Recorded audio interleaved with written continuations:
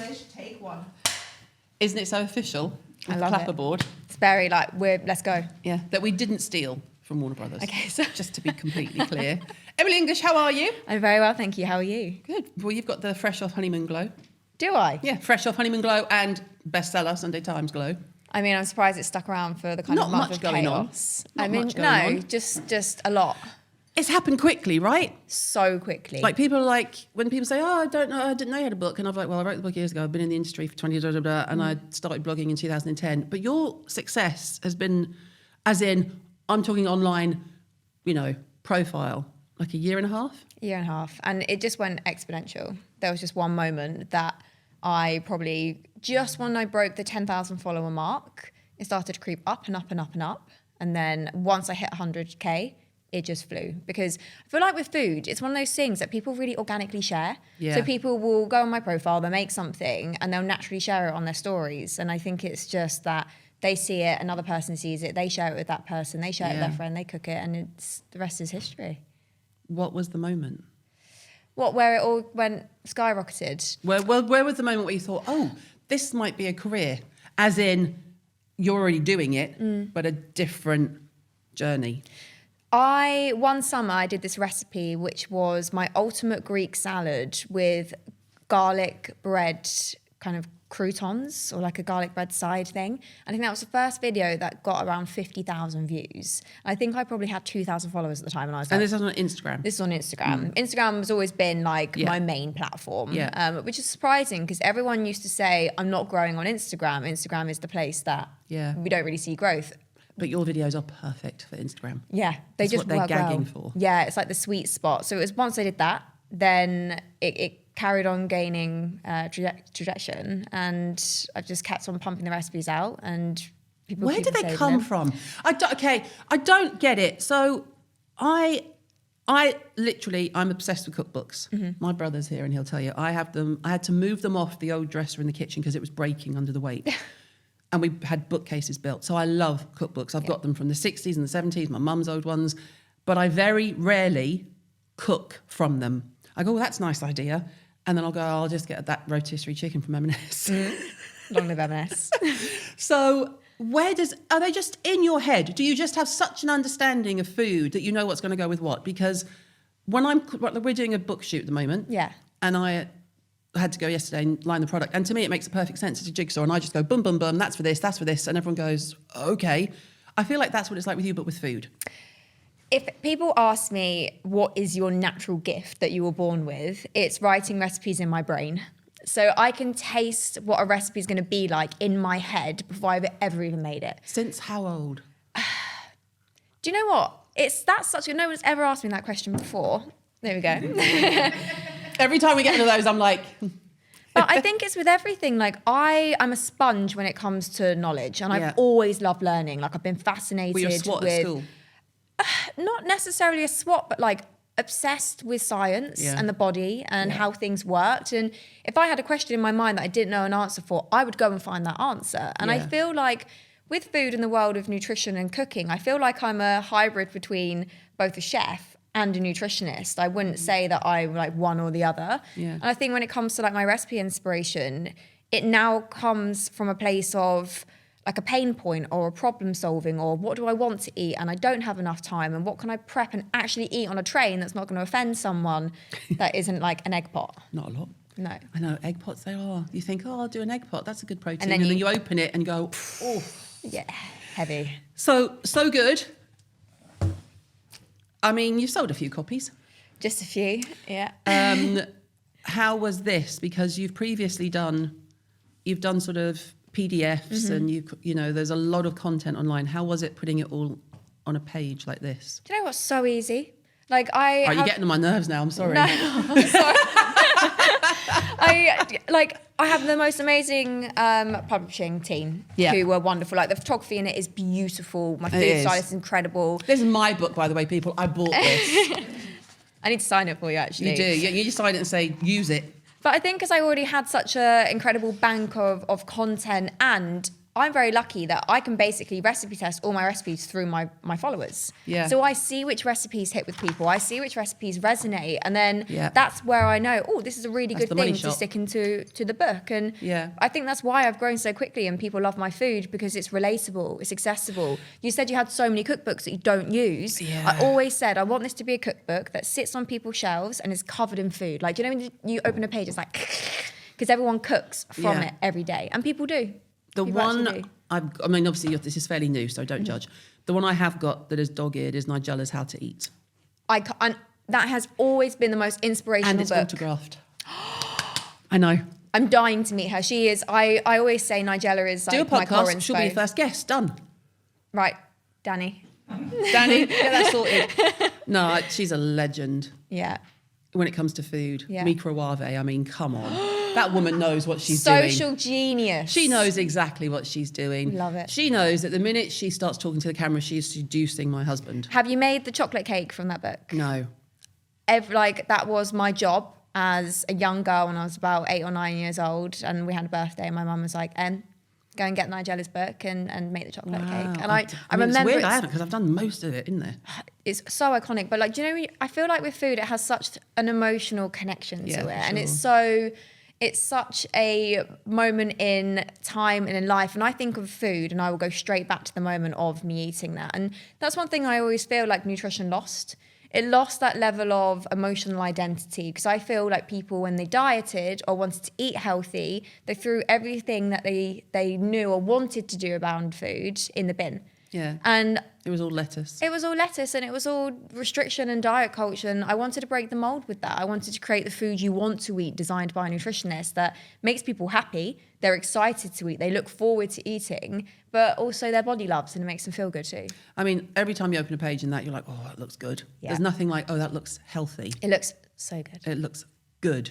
Yeah. But I like that. So good. Is that the name? I mean, I should have picked that up. So that actually came through all of my videos. I always used to sign off with so good, because it was that expression. No, but it's like, What were the girls who used to do the Ellen show from Essex? The two, Sophia Grace and Rosie. Oh, They'd go, yeah. so good, yeah? Yeah. That was their tagline, literally, so good. And I think when I think of like my business strategy and making sure that I stick around for as long as possible, I think it's really important to have those identifiable catchphrases. And so good ended up just becoming mine organically and naturally. Where did being a nutritionist come from? So a bit of a boff at school when it came to the sciences, biology and chemistry, obsessed. Never thought... Biology, yes. Chemistry, no. No, I loved it. Especially organic chemistry, because that explains so much of biology, I but have no also idea what you're talking unexplained about. at the same time. It made it just as confusing. What's the difference between organic chemistry and chemistry? Organic chemistry is, that's a very good question. Organic chemistry is the side of things that I like a little bit more, that explains the kind of molecular and chemical structure and how different things react with each other in more of a real life natural setting. So Right. it would explain like a little bit about like how the body would respond or how the body would work. It's very it's hard to kind of Whereas like, chemistry say it in is terms. chemistry. Yeah. But organic chemistry was my favorite because it kind of linked a bit more into the biology side of things. So if you asked me at school, would you want to become a nutritionist? I would laugh and be like, well, it's not a proper job. And what do? Just tell people to lose weight. Everything around nutrition was always linked in Lose weight. lose 15 pounds in 5 days, like holiday detox diet, get bikini ready, all this stuff. Like nutrition wasn't about nourishment. No. And You can blame boomers and Gen X for that. Yeah, Not to interrupt, but it Yeah. is my generation, my mum's generation. slim fast. When I did the pod with Grace Dent, Yeah. she said, I said about food, and she said, well, I'm a Gen Xer. I've basically been on a diet for 35 years. Yeah. And that's the language. The language is, don't eat that, it's full of calories. Yeah. That's the language I was raised with, all with good intentions. But of course now, I never ever spoke to Ava like that. Yeah. She's never heard me mention my weight, nothing. Yeah. I've never said to her, don't eat that, babe, ever. And so I think we take responsibility for that. It's the boomers passed it to Gen X, and hopefully the Gen Xers are breaking the cycle with their kids. Yeah. And I think going off on a tangent there, we're now seeing that come to play when it comes to the perimenopause, menopause health of women and hormonal health of women as a consequence of that. But I've never been as unhealthy as I was when I was perimenopausal. Yeah. I weigh less now, I'm fitter now, I'm healthier now than I was 10 years ago. I'm 55. Because you're educated now. I had no clue what I was going through. Yeah. I mean, I'll show you pictures afterwards, we can put one on the screen, it's horrendous. Yeah. And bless him, even then my husband never mentioned my weight. He never went, "You're right there, love." My mother did, of course. You know, "Do you need those Pringles?" I was like, "I'm going to use the tin around your head if you say that again." But I didn't know what I was doing. I was just eating white food. Now I can see I wasn't depressed in that way that the word gets overused, but I was definitely just flatlined. And obviously now I know that was also being fed, no pun intended, by what I was eating, how I wasn't working out. My hormones were crashing all over the place. So the fact that you're around... Because there used to be, for me, nutritionists on Instagram have always been, being frank, American, Californian, wealthy, white blonde girls. Privileged, you know? Yeah. But you, although you can tick some of those boxes, you are qualified, you don't speak wank. I'm sorry, let's just put it out there. No, thank you. I pride myself on that. You know, and you are relatable. The food is doable. It's not extortionately expensive. You don't say, "Go to Erewhon, they've got a new shake and it's $30. And you're like, "Shut up. No one can do that." Yeah. You know? So thank you for at least being... The non-wanky nutritionist. The non-wanky, Emin, the non-wanky nutritionist. There you go, that's going to go But on the yes, second back book. to, sorry, but it was just important to sort of take the responsibility because I'm very aware that Gen X... My generation are obsessed with food. It's always in our ears. Yeah. Always. But we were raised that way. And I think I was exposed to that when I was at school. But basically what happened is I ended up getting scouted to model. So at the age of 17, I went into the fashion industry. And I was not thick-skinned. I was not cut out for it. I could not take criticism. And the day that my modeling industry turned around to me and said, basically, "We need you to lose weight. Your thighs are shooting too big." That was like a switch went off in my head. And I remember going home, refusing to eat with my family around the dinner table, opening up like my computer and Googling how to lose weight off your thighs quickly. And you're 17. 17. And do you know what? Do you know what's really horrible? I still have my Nike app. I had the day that I went on my first Nike app run, tracking it. And that's the day that I came home from the agency. And I remember movement became punishment and about shrinking myself. I used to weigh every single spinach leaf on my fitness pal. God. Because I was a problem solver. So I instantly, my body became a mass equation. So my body was like, okay, how to lose weight? I'm going to eat as little as possible, fear all calories, and I'm going to move as much as possible, burn as much. So I ended up depleting myself. I lost everything, and I loved food. Like, I loved food. Our family life revolved around food. My granny was a chef. My first job was in her kitchen. Right. Even when I was even when I was at school, McDonald's sweet chili chicken wrap every lunchtime when we were in sixth form because we were allowed to leave the school to go and grab our lunch, and it was like the highlight of my day. And I just ate with freedom. And I look back now, and I get so angry because I was just a young, healthy girl, and it's like. Of course, I can say I should have had thicker skin, but there's also a level of responsibility that I think we need to have, not telling young girls. You shouldn't need thicker skin when you're 17. You're being told to lose weight. On your thighs, and I was tiny. Like I was tiny, but basically I ended up. I had this like breakdown moment one day when my mum had made me a cheese roll, brown cheese roll with a slice of tomato, and everyone's plate was laid out, and everyone had picked them up, taken them into the garden, and she made me one. So and that was her first challenge to me in the depths of my eating disorder, being like, eat the roll. Yeah. And I remember staring at this cheese roll on the kitchen side, and my mum came into the kitchen. She was like, "Emily, please, can you just come and eat the roll? Come and sit with us." Must be heartbreaking for your parents. I broke. I couldn't physically eat that cheese roll, and it was that deciding moment where I was just looking at everyone else outside, and I'm one of five, so there's a lot of us, and I was like, why can't I eat the cheese roll? So I ended up stopping my modelling. I pulled myself out of it. I saw the most amazing therapist, Jane, who saved my life, and I ended up it came to the point where I skipped 2 years of uni, or I didn't go. So I went back to UCAS and I applied, and I was like, do you know what? I'm going to go study nutrition because I want answers to why everything that I thought I knew about health and nutrition is making me sick. Yeah. And I went to King's. I got a fantastic degree with some of the best nutrition experts in the country, and came out of it, worked a few rogue jobs, I think, as we all do when we first leave university, and then found my path to here.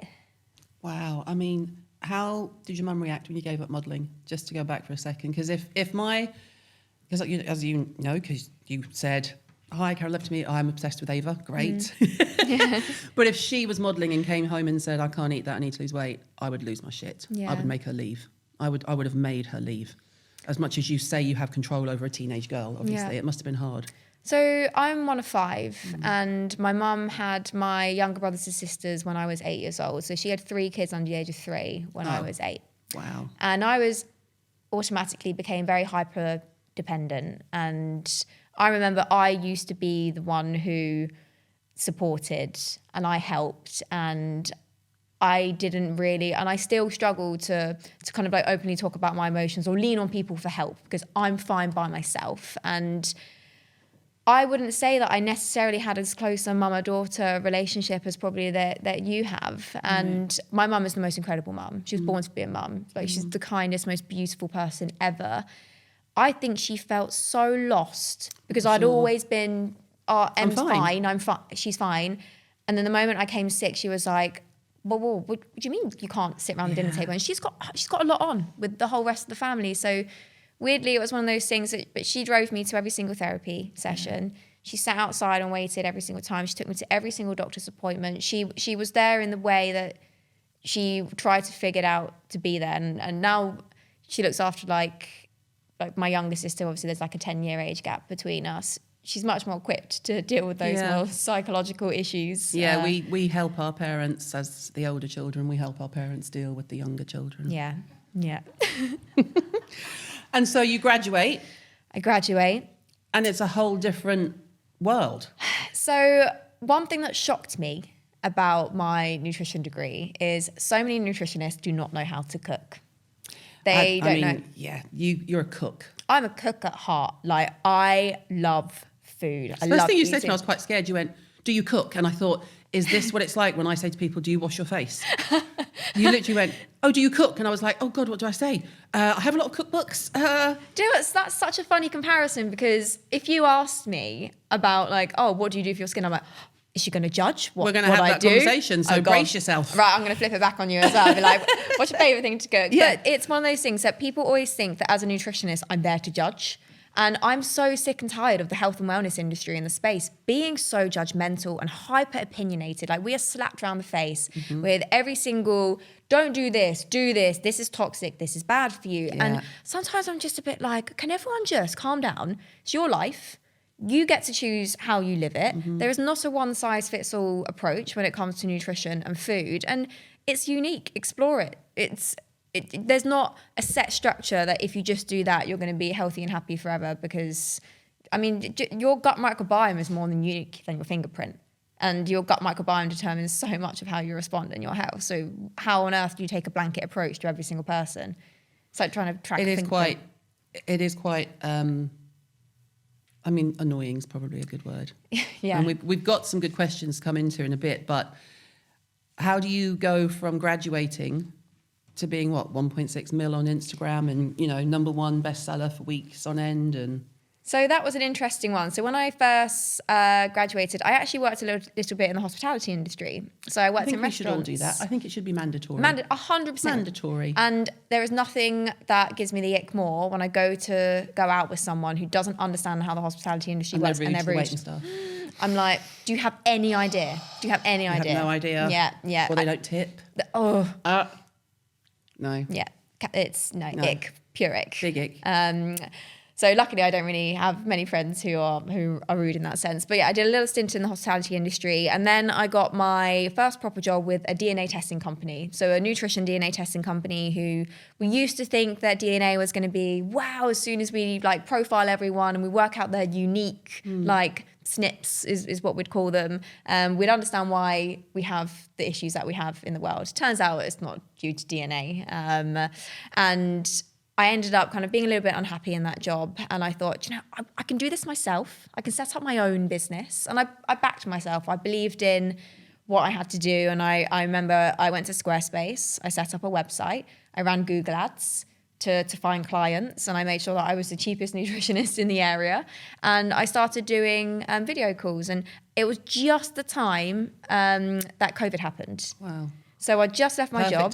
Perfect timing, because everyone was then at home, like wanting to think about their health and thinking, wow, I live such a terrible lifestyle. I have time to cook and the space to cook.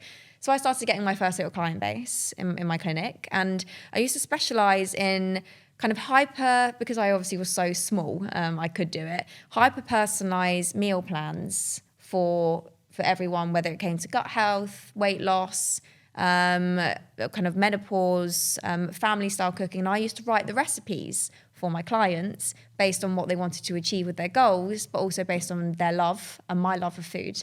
And I would get the feedback from the clients being like, my God, that lasagna, I can't believe it had like 7 different veggies and it was like the best lasagna we've ever made. And it's like high in protein, high in fiber, perfectly balanced. Like I knew what they needed from a science point of view, but I also knew what they needed from a satiety point of view when it came to like what they wanted to eat. And I didn't really have social media at the time. It wasn't something like, ever since the modeling industry, I pretty much stayed off social media. I knew it wasn't a good place for me. And so I launched my clinic page, started posting recipes, and then Reels became a thing. And I posted my first video recipes. And they were, if you scroll back to like my day one recipes, you will laugh, because I used to hang my phone on the edge of like the kitchen cabinet. So all the cabinet doors used to be open. We've all been there. Yeah, you're like hodgepodge studio, with everything. And they've just grown, and people love it. They love my food, and I love feeding people. So it's the best of both worlds. Okay, so we're obviously going to become best mates and you're going to cook for me. I love this.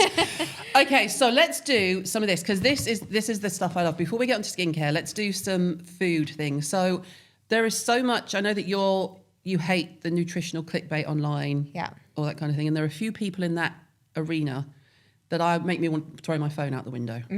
So you'll know the first one when I ask you this one. So this is just, is there any truth behind this, or is it, I mean, we could say wank, or is it just bullshit, right? Eating 12 to 16 eggs a day is good for you. Oh my God. I mean, eggs are very nutritionally dense. Do you need to eat 12 eggs a day? No. So I'm not going to give you a bit of a smelly, farty bottom, maybe. Smelly, farty bottom. I mean, that people do have that like slightly expressed concern over like ingesting too much cholesterol. I'm going to say bullshit. Lovely. Oat milk is bad for you. Bullshit. But in context. And what I always say is that nothing is intrinsically bad for you in the context of the 365 days and all the decisions you make in those days. It's like we know that living in a city with pollution isn't fantastic for us, but what are we doing to counteract that? And if you're drinking 6 lattes and drinking 2 litres of Oatly every single day, then probably I made myself allergic to oat milk. Did you? Because you drank it so much. So obviously the dieting in the head. Before I got my shit together last year, I had tried various things, and I switched from dairy to soy, from soy to oat, right? Because I only drink tea. I drink decaf tea, and oat. The one that isn't the barista version, just oat and salt and water. The Plenish one. Yeah, well, just the one that's plain organic. I always went organic, and I thought it was doing really well. Yeah. So I started having oat milk in my tea, and it's actually I think it's the most mundane. If you want anything that tastes similar to dairy, it's not particularly. It doesn't float to the top, and all the I can't. And I didn't even think anything of it, and then I developed this cough, and not to bore everyone to death, but it went on forever. And I'd be on Insta, and people would be messaging me going, "Caroline, I'm a GP. Have you had your cough checked out?" And it just became a thing. I'm like, "Oh, I don't know what it is. I'm allergic to something, but we don't know what it is." So in the office, if I had lunch and my PA would make me a cup of tea afterwards, didn't think anything of it, and I'd cough, and she'd be like, "Well, you can't have Leon chicken now." Like literally, that's Lulu. She'd be like, "Oh, you can't have Leon chicken." And so I had this whole list of stuff I was trying to eliminate. And then this is verbatim what happened. I went to Ibiza to see Duran Duran with my best mate, Heather. They don't do good tea in Spain. Yeah. So I just didn't have any. I had the odd hot chocolate. I don't drink coffee. Yeah. So I drank water and hot chocolate and alcohol at the time. We got back. We were there for 3 days. We got back, I made us a brew, and I started coughing, and I didn't even notice. And she went, "Bird, why have you started coughing?" And I went, "Oh my God, it's the oat milk." And I stopped, and the cough went immediately. And then I Googled it, and it's one of the 14 biggest allergens with the WHO. I had no idea. Really? But I must have done that myself, because I wasn't coughing from the very beginning. I mean, But that's why every time I had to have a lunch, it was the tea that would make me cough, not the food I was eating. But that was great. I was like, I could eat it all again. No, but we can develop like intolerances and allergies, and that is something that can like just hit at a random point in life. I think the one thing that I want any listener to remember is this whole kind of milk alternatives, seed oil things. It is what is everyone's talking about in the industry. I don't think that they are as this like inflammatory demon. Like, I don't think that the issues that most people are describing are down to the splash of oat milk that they have in their tea. No, exactly. Unless they're like you and you have an allergy and you're coughing. And then, I drink a lot of tea. Yeah. Avoid dairy if you want clear skin. Myth. We could both answer this. Yeah. Total myth. Total myth. Long live dairy. It will suit some people who might have a lactase problem. My brother was allergic to milk. I keep pointing to him as if you can all see him, but he's just in the room today. But he had a really bad milk allergy when he was a baby, ended up in hospital. And my nephew had a lactose problem. Yeah. My youngest had a lactose problem. That doesn't mean that they're going to get acne. No. They're very different things. So obviously, if you want to avoid dairy and you think it helps, knock yourself out. But avoiding dairy is not going to miraculously clean up your skin. Yeah, especially like high quality dairy. I think dairy quality matters. Yeah. Perimenopause symptoms. Now, this is the one that made me think you are an absolute effing arsehole. Not you, my darling. Perimenopause symptoms can be reversed by changing your diet and lifestyle. This is Eddie. This was last week or the week before, and he said, women are being sold a lie, we're being given HRT, all you've got to do is change your diet and lifestyle. And when you go, talk about, first of all, stay in your lane. Yeah. You're not a menopause expert. Shut up. That makes me furious. I was raging. Yeah. But then I went to the comments, and what's good is, don't fuck with menopausal women. The comments. The comments section was, I was like, oh, the girls have taken care of this, I'm off, I don't even have to get involved. But I did repost it and put total arse wipe, something along those lines. Bullshit. Absolute bullshit. Telling women that it's their fault that they're going through menopause, I can't even. No. And that just negates any reason I would ever consider anything you say to be truthful. Yeah. Him, obviously. Yeah. Lovely. You should only buy organic produce. What a privileged statement to make. So if people could afford to get a couple of bits organically, what should they be? So anything that you typically eat with the skin on, or you eat a lot of. And the only reason why I say that, so milk, obviously, it will vary the nutritional composition slightly, but I'm also talking about your veggies. So one thing that I'm really passionate about is the antioxidants. Emily. Why? It's my big ick word. I can't take it. Oh, really? Okay, sorry. I can't do it. Vegetables. Thank you so much. Organic it's vegetables. It's a real problem for me. I'm sorry. But I should give you some lax, and people are going to be like, why are you interrupting this woman to say don't say veggies? I probably shorten it because I say vegetables all the time. I'm sure it's a really boring word, but you know what? Yeah. It's worse for me than moist. I'm sorry. Thanks. Okay. Apology accepted. Vegetables. Organic vegetables. And the only reason being is they can actually have higher antioxidant contents because basically when a plant is stressed, they produce these like incredible health promoting compounds, and an organic plant gets more stressed than a plant that's been kind of well sheltered and covered in pesticides and herbicides. Isn't it a shame that it's not like that for the humans? If you're more stressed, you get healthier.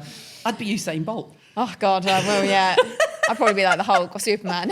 So veg, and maybe root veg, like under the ground veg type. Yeah, exactly. And then sometimes I think there's something so nice about getting one of those little veg delivery boxes. And it's, you said veg. Veg, not veggie. Yeah. Sorry. I was like, said the word. And it's like covered in mud and all gorgeous. But so that would be my idea of hell. It's that's the difference. Yeah. That's my idea of hell, because I would go, what am I going to do with this? Convenience, yeah. No, it's not so much convenience. It's what am I going to do with this? Yeah. I don't really like a lot of veg, and it's not helped by my husband, who thinks that vegetables are the devil. He's pathetic. Well, God bless him. I love him. Thank God you've got my book. He'll eat broccoli and tomato. I'll convert him. Thank you so much. I promise. I mean, if cabbage is on the plate, he will leave the room because it gives him PTSD from school, which is fair.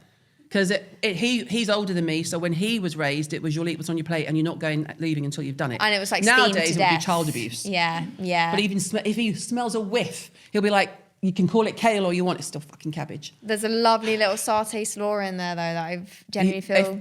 We have two icks, right? I can't do Marmite, he can't do coleslaw. When I'm not well, I crave coleslaw and toast, and I've been sick for 2 weeks, so I keep making coleslaw and toast, and he's like, you just don't want me to kiss you ever again, do you? Because he just doesn't even bother with Marmite now because I go, oh, I can smell it. Oh, it's just one of those weird things. I love it. But I will do the slaw. He would leave the room. Okay. Sugar is the enemy and we should avoid it entirely. Oh, bullshit. Now, I did see a clip of you saying if you have a kid, you would never let them eat. And then the clickbait disappeared and I lost the clip. So what would you never let them eat? So I don't feel like it's a good thing to ingest full sugar drinks as quickly as we drink them. Fat Coke. It's, full fat Coke. Just like, when people sit there and they will literally glug through, some people will glug through like a 1 to 2 litres of full fat Coke. Oh, God, no. I mean, I like the odd tin of fat Coke, but not like on the daily. It's one of those things that I'm just like, that's just a no-go for me. Like, give me a little Coca-Cola on holiday or a little Diet Coke, Sun Lounger, packet of salted crisps, heaven. There is nothing about that I'm like, that is what is going to make me ill or make me sick or make me a bad nutritionist. So I think it's just kind of like taking it like full sugar, taking it relaxed. Liquid sugar, especially when ingested on an empty stomach, and if you're a quick drinker. Right, if you're a guzzler. Yeah. Good to know, you heard it here. If you want to maintain a healthy diet, you should cut out alcohol entirely. Bullshit. I'm just not a cutter. I feel like people's relationships with alcohol is something that's really important to address because, so my auntie is actually a master of wine. So her job and her life is committed to wine. Sommelier. And and she's so smart. She's incredibly the way she talks about it is the way that I talk about food, with passion, with care, with love. Can you taste this? Oh, this goes so well with the food. She doesn't open up, or like me and my husband, we don't open up a bottle of wine to get drunk. We have a glass of red wine with our Sunday roast and it's a wonderful thing. And I don't look at that alcohol and think, oh, that's a terrible thing for me. And sometimes you look at the blue zones and the countries that live longest in the world, and they love all, a bit of red wine. They drink in moderation. It's binge drinking culture. It's clubbing culture. It's drinking to get drunk rather than actually treating drinking because you're going on a bender. Yeah, exactly. Like that is so bad for your health. That is bad for everything. Like, and there's nothing that's good about alcohol, nutrition wise. No. Like I will not sit there and say, oh, have a glass of wine. It's good for you. No. Polyphenols, whatever. Like get your polyphenols in your beetroot. Yeah, eat the grape. Don't drink the grape. But I had to can alcohol for a while now since I've been menopausal, because menopausal women with the lack of estrogen, even if you're on HRT, the liver just doesn't have the capacity to break down the alcohol. And it makes me, I can have 2 drinks and look like I'm absolutely hammered. My cheeks go bright red. I want to go to bed. And then I'm wide awake at 2 a.m. and then I feel hungover for days. It's just not worth it. But you know your body. And I always say, like, people need to regain confidence in their bodies. Yeah. And their mind and what they know. Yeah. You know exactly what works for you. And I can sit here as this qualified nutritionist all day long and being like, these are the things that you should eat. These are the things that I think you should keep in balance and moderation. No one knows what suits you better than you. Yeah. So I think as long as you're like following the fundamentals or like the patterns of things that we know are generally good for us and supporting our health, you can tweak and change whatever fits you best. I mean, I would definitely be up for a really good red with some meat on a Sunday. Yeah. I was speaking to a liver specialist once and they said that Pinot Noir is the cleanest grape, and they use the word clean properly. Cleanest grape, and the Californian Pinot Noir is the best one in the world. They are stunning. Have you ever had one? I always go for California. I'm like, well, it says it should be Pinot Noir. But that's a sign I shouldn't drink. Oh no, they're like Californian Cab Savs. They're heavy. That's going to make you flush and stay awake all night. But the Pinots, it's just a lot softer. I need it to look like Ribena. Okay. A weakened, diluted Ribena. I'm an absolute booze wimp. There's nothing. I'm not. When I see people and they're just necking it, I think, my God, I would be in a coma. I can't do it. Okay, a carnivore diet is the healthiest for us. Bollocks. No, you're speaking our language, you see. Yeah. Where do you sit with meat versus, so for example, with protein? Yeah. So I use Divinia Taylor's Will Powder's protein. Love that brand. I discovered that. I take the indulgence cats. I take her electrolytes and also the energy ones. She's onto a winner. I mean, some of the stuff she comes out with, I text her and I go, babe, wind your neck in. Yeah, calm down a little bit. But I cannot fault that brand. And do you know what? As someone who is incredibly like judgmental in that space, I purchase those with my own money. Oh, so do I. Not an ad. No. I've got a regular subscription. Yeah, because they're good. The chocolate, I did Huel for ages. Yeah. And I was thinking, I'm bloated when I have this Huel. Yeah. She messaged me and she went, I'm coming for them. It's pea powder. It does nothing nutritionally. Yeah. I'm going to take over. And I was like, yes, mate, do it, do it. And then I tried hers and I was like, oh my God, she's so right. They are a world apart. Do you know what's crazy? Is like people villainized whey protein powders for so long. So like, oh no, you have to do the plant-based ones. The plant-based ones often don't taste as good. It's like a puff. It's like a Pringle. Yeah, they can really trigger people's like digestive issues. Yeah. And whey is so bioavailable. If you're thinking about getting more protein, especially as we get older as women, source, right? It's so good for you. It stimulates your muscle. We lose about 3 to 8% of our muscle every decade once we hit 30 as a woman. Oh yeah, I know. Trust me, my ass is gone. Yeah, but it's a battle, no, but it's so important. It is, Tom. You may laugh just because you're not interested in it. No, but it's like, it's so important. Not your ass, but muscle mass. My ass is also important. It's also important. I mean, I'm happy with it. It did what it needed to do. Yeah, you know? yeah. Okay, intermittent fasting is good for you and enhances brain function. You don't have to be black or white, by the way. You can do nuance. We can do grey. I'm going to say bollocks, but could potentially be turned if I see enough sufficient evidence and quality evidence come out. I know a lot of people, the beauty with intermittent fasting, it's free.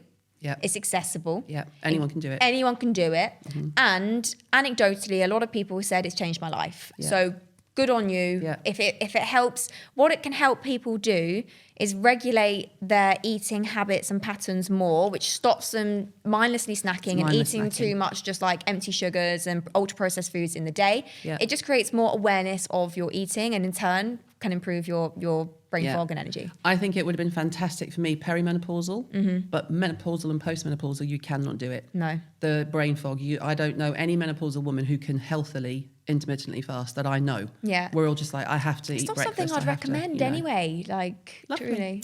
Eating late at night causes weight gain. Bollocks, but eating late at night is not good for you. Because? So when you eat too late at night, inappropriate digestion, so it can cause more stress on your digestive system, and it will impair your sleep quality. So if you look at your actual kind of sleep patterns, sleep quality is also really important for hunger. Yeah. And not a lot of people realize that if you have a bad night's sleep, your hunger hormone ghrelin is naturally higher the next day. So you wake up, you crave more food, you're constantly hungry. You know, you have those days that you're just like, I just want sugar, sugar, sugar. This is Daniel all over, isn't it? Is it? And my son he has chronic clinical insomnia. He's 30. Yeah. And we'll talk. I'm not going to air his laundry. He wouldn't care, but just in case. Yeah. But he has chronic clinical insomnia. And we've tried everything. Yeah. But the things that triggered it, we'll talk afterwards. Yeah. Emily's going to be doing some work for you on the side. And we're going to be best mates. And she's going to make me dinner. I'm going to have to keep her in skincare for the next 25 years, but that's okay. No, but yes, sleep is so important, especially for someone who's trying to like improve your nutrition. So if someone turns up on your doorstep, before we move on to beauty and skin briefly, if someone turns up on your doorstep and in the days where you were seeing clients and they say things like, I'm not sleeping well, I'm generally feeling not myself, their diet isn't great, where do you start? Where do you start with a nutrition plan in terms of, okay, so this is the core basics. Is it that way, or do you work backwards from what their goal is, or do you try and help them where they are now? Such a difficult question because I think everyone used to be quite unique. But what I always used to do, let's just take someone who struggles to make changes, struggles to bring in new habits. I'd always say build on what you already do. So if you're a sandwicher for lunch, let's try and boost up your sandwich. What can we add? What can we swap? Can we use this bread instead? Can we stick it in a pita? Are you getting 30 grams of protein in your sandwich? Can you add the smelly egg pot when you go to Pret just to kind of give you an extra boost? And it's also the fundamentals of sleep. Are you moving? Moving does not mean that you have to start training for half marathons. No. It can literally be walk. Wake up every morning. First thing I do is I go on my morning walk. Like non-negotiable. How long for? About 45 minutes. So I do... With pace or just walk with headphones? With pace. Yeah. And it's also the time like you need a wee. Like I need, yeah. I love that. That is so good. I'm stealing that. You can have it. You need to walk with pace like you need a wee and you're amazing. So iconic. And I do all my work then as well. So I will do all my emails, I'll write my recipes, I'll plan my day, and it's my time. And I'm lucky that I have a block down the riverfront. I'm not going to walk into anyone or get my phone stolen. So yeah, don't. You're just Yeah. And do it briskly. You can do half an hour. Half an hour is fine, but I tend to get around 5,000 to 6,000 steps in before 7:30's even hit. Fucking yeah. hell. But do you know what? Doing that then, if I go to Everyone work, is looking at you like, Jesus. No, look at them all. Look. Even your people. But it's one of those things. He's like, yeah, it's not me. He's just a client. But it's one of those things. Walking is free. Yeah. It will change your life. Yeah. It will improve your mood. It will Yeah. improve your mental focus. I always say it's nature's caffeine, that morning walk. It's absolutely brilliant for you. And if you can just integrate that into your day, add a few extra nutritional things. I always say get the sprinkles in. Get the pomegranate seeds, get the extra fresh herbs, the sprinkle of nuts and whatever. That kind of stuff just on top of what you already do will make a huge difference. This is going to be a bit of a life-changing episode, I can tell. What should we eat to get good skin? So I always say... It's a loaded question. No, it's a very loaded question, but we have to remember that the skin is multi-layered. And it's also really, really hungry. We shed around 30 to 40,000 skin cells every minute, I think it is. So let's do foundation layer first, collagen. And I always say it's like a race to preserve collagen when it comes to nutrition. So the older we get, when we hit around mid-20s, 1.5% of our collagen we lose every year. And types of foods that we can use to help support collagen production. So vitamin C, anything that's really high in vitamin C. Weirdly, a red pepper is the highest vitamin C containing food. I love a red pepper. Yeah. So if you want to snack on something to look after your skin. I could do that. Red pepper crudités. Yeah, you can chop those up. Hummus? Can I have it with something? I don't want to eat it on its own. That's a bit sad. Red pepper and hummus, skin loving, collagen supporting, accessible. You can get it from your Tesco Express. Slightly healthier than the McDonald's breakfast. Just slightly. Yeah, okay. But can you add pepper to your McDonald's breakfast? No, I just drop it and just do the pepper. And then the other thing is let's talk about the bricks and mortar layer. So the skin cells that stuck together, that really relies on our healthy fats, ceramides in foods. We know that when we can eat foods that contain our essential fatty acids, so our omegas, salmon, oily fish, but also flaxseed oil. There's been clinical trials that showing supplementation of flaxseed oil can actually boost skin hydration and retention. It can really help just support the overall skin barrier and reduce inflammation. It's also worth noting that all of the lovely antioxidants and colour in our food. So if we're speaking about skin foods, colour is everything, particularly our carotenoids. So anything that is red, berries, orange, love my anthocyanins in purple foods. Sounds all a little bit fancy and a little bit woo-woo, but all of these colour compounds are incredibly anti-inflammatory, and they will go and sit within the skin and help, again, protect the collagen and prevent its breakdown from any sort of environmental stressors, stress, and just create a lovely, healthy anti-inflammatory environment. And then the last thing is simply just hydration. When you're hydrated, the way that your skin cells and the structure, even of the pore, is tighter and enables easier flow of the oils in and out. So dehydrated skin, making sure you're hydrating from within. And you can get a lot of water from your foods. Yeah. So making sure that you're not necessarily just gulping down 1 litre of water because you're not hydrating appropriately if you just glug big bouts of water in one sitting. Hydrating throughout the day is such a big tip for me. And maybe boosting with electrolytes if you want to. Yeah. And having those water containing, I'm not going to say veggies. Vegetables. Veg. Water containing veg. You'll be on Instagram now, and if I see you doing a reel and you say veggies, and you'll go, oh, vegetables. I'll be like, oh, that was me. You're welcome. But yeah, so to round that up, vitamin C containing foods, and making sure you're getting enough protein in it as well. We do know that collagen supplementation can actually be clinically proven for skin health benefits now. We have the evidence there. And then also all of our lovely colour antioxidants, particularly the carotenoids and particularly the purple coloured foods as well. Just want to add an extra note. The purple coloured foods cause your blood vessels in your skin to vasodilate. So it actually stretches the vessels to improve nutrient delivery to the skin. Nice. So beetroot, blackberries. And supplementation, briefly. obviously it's a multi-billion pound business. Is there anything that you think people should take to basically to enhance? So you're not, it's not if, life-changing, they've got real problems, but things to enhance good health. So collagen, I am a big fan of. I am now. I wasn't originally because there weren't any studies. No. The early studies on collagen, it all went to your stomach and then you got rid of it. Yeah. Yeah. Now I love it. And I don't know if you know Dr. Thrivy. Yes. Yeah. Gorgeous woman. And she now recommends it in her clinic. And she's like, people's nails grow quicker. Yeah. And it's the hair, the nails, the hair, everything. Crazy. So collagen for me. I also take I do have a probiotic brand, and I think it's really important to understand that any sort of supplement industry is incredibly unregulated. Yeah. So the quality and efficacy of supplements varies wildly. Mm-hmm. So one thing you need to be looking out for is delivery mechanism. So we have basically a duo cap where we have an inner phase and an outer phase. Yeah. And then the inner core has like nearly optimum survivability of the live bacteria inside it, and then gut supporting nutrients on the outside. So essentially, it's in a taxi and it doesn't get out the taxi in the middle of your stomach acid. It gets out the taxi when it can be absorbed. Exactly. So looking at supplementation technology, taking a really good gut health supporting supplement, especially for someone who is busy, on the go, stressed, not sleeping properly. Gut health is the foundation of everything. If you're also someone who suffers from bloating and digestive discomfort, L-glutamine is king. I have harped on about it since day one. I remember even like I had nutritionists who ripped me saying, why are you promoting this product? And it's like, all the evidence is like out there now, and it's like solid. L-glutamine, we love it. Gut barrier supporting function. Your gut barrier is very similar to your skin gut barrier. And I always love that comparison. The same way that we need to make sure that our skin barrier is nice and strong and resilient to help protect it against pollution, environmental aggressors, we need to do the same for our gut barrier. Yeah. And think about everything that we do that wears our gut barrier down.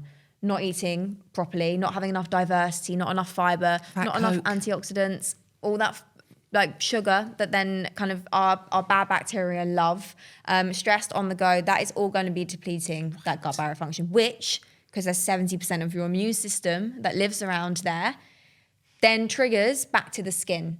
And it's why we see this whole kind of connection between, especially autoimmune skin conditions like eczema and psoriasis, linked back to gut health, because that is the foundation and the foundation communication system for the rest of your body. So gut health supplements. And then finally, my golden crown, there's a supplement called, I can never pronounce it properly, it's the worst one for me, astaxanthin. Astaxanthin. Did I say it right? Yeah. Round of applause. That is, if people want to start looking into a supplement or getting into supplements and thinking, okay, what master antioxidant do I want to take? That for me is it. Isn't that derived from shellfish? Isn't that the one that's like the baby plankton? It's a carotenoid. Okay. So I'll just double check, because there's certain ones I can't take because I've got a shellfish allergy. Oh, do you? Which is really annoying. And for me as well, liposomal. So going back to that nutrient delivery form, liposomal is king when it comes to bioavailability, so the amount you absorb from what you're investing in. Like the liposomal vitamin C sachets and all that sort of stuff, yeah. And especially if it's fat soluble, get your liposomals in. Like, look out for those liposomal supplements. I feel like this has just been a big... You haven't presented it as a big bollocking, but I feel like it's the bollocking I deserve. Do you not take any supplements? No, I do. Well, I do. And I take, like we've said before, with Divinia's protein and collagen, not an ad. I take creatine now. Great. I have HRT, that's why I'm not in jail. I should mention the creatine as well. That's go really on. good. Yeah. It's brand new for me. Yeah, but I'm just going to say it's like it's a supplement that I think all females should be taking. Good. And then... But everything you're saying, I know. And it feels like I've just got to the point where I worked like a maniac for about 18 months. So our mum died in March and I threw myself into my health. I mean, it was clearly what I was doing to divert from grief. Yeah. You know, some people go and work hard. I was in the gym all week, working out. I lost loads of weight, started to build muscle. I was really into it. And then I realised about 6 weeks ago, I'm knackered. I am knackered. So where I'm working out, I'm not replenishing here. I'm letting it go on this side. So I'm doing a takeout and a fat Coke because I'm so exhausted and I know it's not good for me. Whereas I used to have maybe a fat Coke once every 2 weeks when I was being like super on it. And now I'm like, every other day I might go, shall I have a fat Coke? And it's not that regular, and I certainly don't drink and guzzle. And I might not even finish the can. It's just those initial few sips. Yeah. I gave up caffeine, I gave up alcohol. So I gave up a lot, but I didn't replenish enough. And that's what I've realized. So I've had to change I haven't worked out in like 3-4 weeks. Yeah. And my body has just gone, thank you, you're knackered. Mm-hmm. And then I've got sick, had a cold, but everything you're saying, I'm like, God, that's me. That's me. I didn't do that. That's me. So this is good because afterwards I'll be like, where's the list? Everything else I need to order and get back to it. But in a more sustainable fashion. What I was doing was not sustainable. If it's not sustainable, do not bother. Yeah. You are wasting your time. You're wasting your money. It's like saying if I eat one salad every month, that's going to make me healthy. And it's also the same as saying if I have one full fat Coke once a month, it's going to make me unhealthy. It's not true. No. What can you stick to and do for 365 days, year after year with your life? And that is what is going to determine your overall health. Yeah. There you go. That's me told. Right. Can we go on to skincare and beauty briefly? Let's do it. Any earliest memories of skincare, beauty? Anything that's like, what are you using? What is that? What is it? Let me say Vive. I knew it was Vive. We love a bit of Jamie Genevieve. I love her. She's iconic. She is. Have you met her? No, I haven't, but I really want to. I think I've got an event that I'm going to her with. Oh, she is one of the nicest people in the industry. Really? Yeah. There's not, like I've been around a long time and I know there are people who hate me, that's fine. I'm 55. God knows how I've still got following when I went through perimenopause online. Can you imagine? I would just be like, well, you're a wanker. I mean, now I'd be like, oh, it's not worth my time, but there's not one person would ever say a bad word about Jamie. I love that. She's a legend. And great product. Great products. So earliest memories of beauty. So I've always been a beauty junkie, like loved it. I was a girl who used to take my makeup bag into school. I would also take my GHDs and like top my hair up. But early memories, I remember my first skincare set. I remember it so distinctively. It was the pink Biotherma. Was it Biotherma? Bioderma. Or Bioderma, yeah. And the micellar water. No. Oh, Biotherm is a brand. Yeah. So it was the pink Biotherma cleanse tone moisturizer set, and my mum said, Emily, this is what skincare is. And if I smelt it now, I would honestly go back old? There.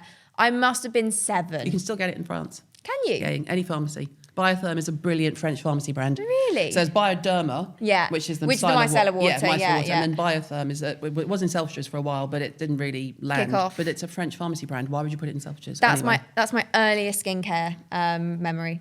Yeah. And you're how old?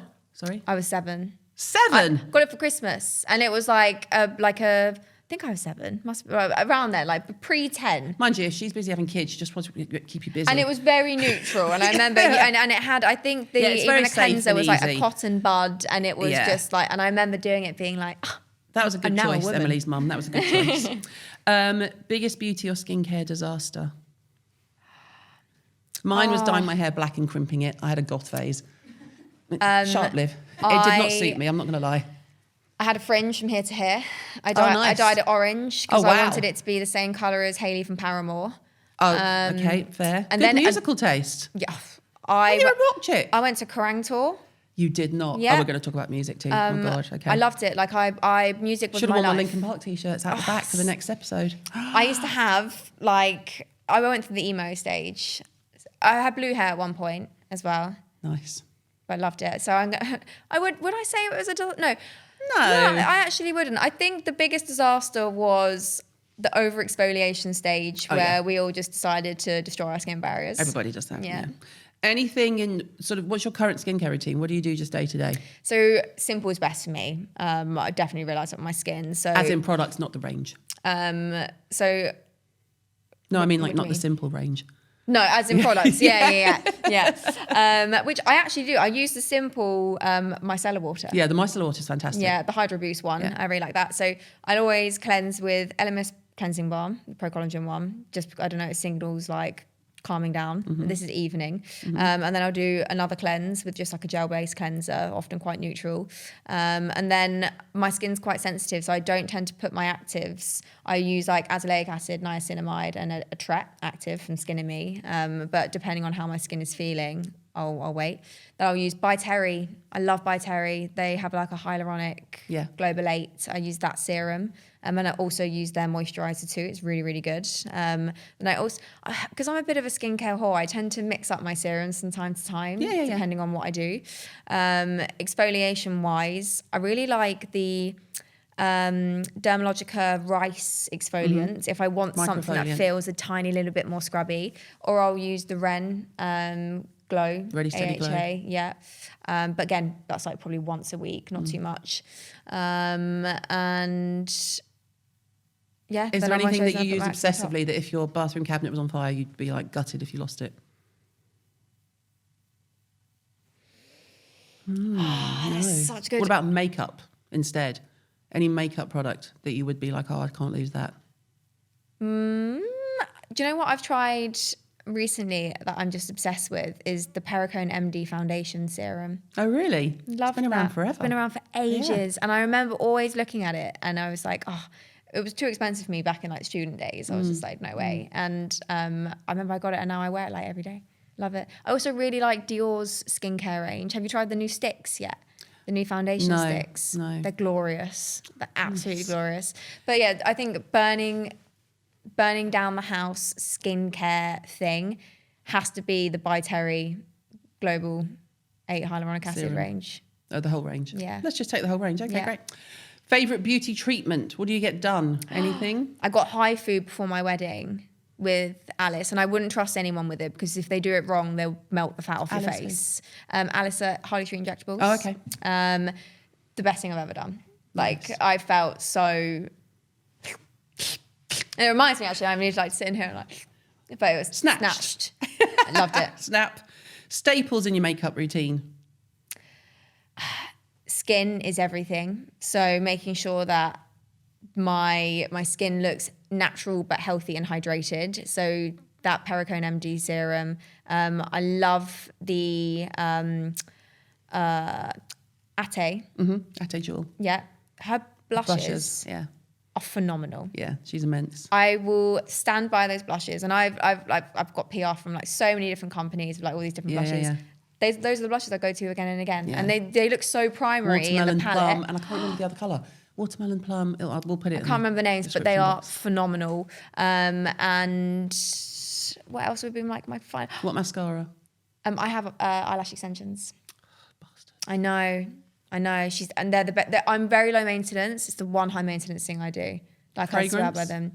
I mix Oh, obviously, we all mix. Acqua di Parma rose with Penhaligon's Halfetti, and it goes this like kind of like oody rosy. Everyone always compliments me on it, but you haven't. Do I smell nice? Well, we didn't get in enough, and I've got a bunged up nose anyway, so that's mine. And what do you do to sort of relax? When are you? Because obviously we seem a bit similar in terms of winding down and relaxing isn't really on our go-to list. What do you do to sort of go? Okay, I need to put the phone down. Stop thinking about recipes in my head like a freak. Hang out with my husband. What am I going to do? What to makes really you relax. go, okay, I'm going to chill now? Clean flat, Obviously. Yeah. bon shui, candles on. And I know it sounds really weird, and you're probably going to be like, fuck off, Emily. Cook. You But cook for to me, relax. yeah. But like purely I for wish me. I cooked to relax. And but there's something so rewarding about like sitting there and then you end up getting something like you sit down with a big bowl. I want a big bowl of something. What's your comfort food? Or noodles or pasta, I think for me. I would say a roast dinner, but that's not comforting to make. Like a roast dinner cooked it's for stressful. me. Or a pie. Long live, love a pie. Love a pie. And it's the season. Going into pie season. I did my first one. There's a great pie in that book. Which one? Chicken pie. Oh, immense. Let's stop there because when we do listeners' questions, I know we've got a this or that in there that we're straying into, and I want to keep that there. But we are basically at the end. Do you have any kind of burning question for me? So, are makeup wipes as bad for your skin as they are reported to be? Yes. Really? Yes. Why That's not so? bullshit. Well, number one, obviously, put it this way, if I had makeup wipes and I was in hospital overnight or on a flight, I would probably just keep my makeup on. Really? Yeah. Until I could wash it. Shit. So they will. Do you use wipes? No, so basically I forgot to pack my little mini micellar water. So I was like, I'll just pick up the micellar wipes from my previous trip to Italy. I thought my skin looked quite good. Well, see, that's different because ironically, a micellar wipe is slightly different in my mind. Okay. People might say they're not, but in my mind, that's where I would gravitate towards because I would want to take my eyes off. I'd do one quick wipe. But if I don't have water, I'm probably just going to sleep in my makeup. Okay. Yeah, they're not great for your skin. It basically, yes, it will remove some, but it won't remove all. And a lot of it is moving it around the face. So if you ever use wipes and then you go over your face with like an acid toner, the cotton pad will still have makeup on it. Okay. So yeah, so no more. I feel like Fanny's Flights and Festivals is the motto. Okay. Fanny's Flights and Festivals. After that, no. Emergencies, yeah. I was in But quite an daily, emergency. no. Okay, cool. Cool. Emily, thank you. Thank you for having me. me. Thank you so much. I can't wait to do listeners' questions. It's going to be fun. Let's do it.